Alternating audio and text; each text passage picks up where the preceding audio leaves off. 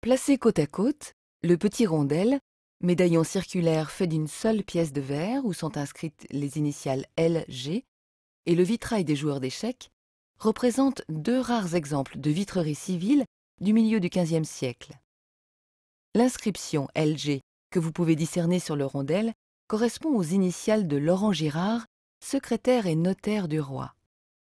Cette pièce a été attribuée au peintre français Jean Fouquet.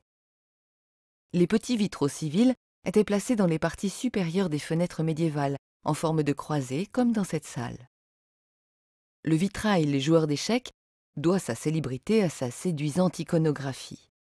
Dans cette scène, la dame, la main levée, feint la surprise, tandis que l'homme s'empare de sa reine, symbole de sa victoire. En effet, dans la culture courtoise, le jeu d'échecs est une métaphore du rituel amoureux.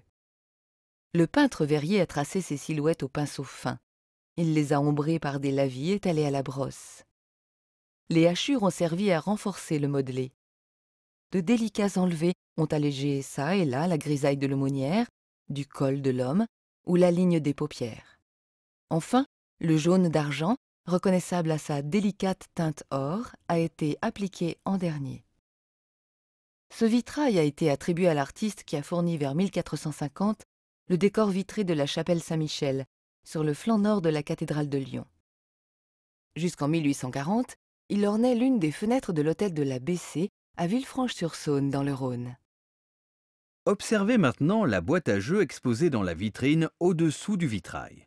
Elle permet de jouer à pas moins de 7 jeux différents, qu'il s'agisse de jeux de hasard, de stratégie ou de cartes. Certains d'entre eux sont encore pratiqués aujourd'hui, tels les échecs ou le tric-trac. D'autres, comme les mérelles et le renard et les poules, sont tombés en désuétude ou ont vu leurs règles évoluer. Ainsi, le glic n'est autre que l'ancêtre du poker.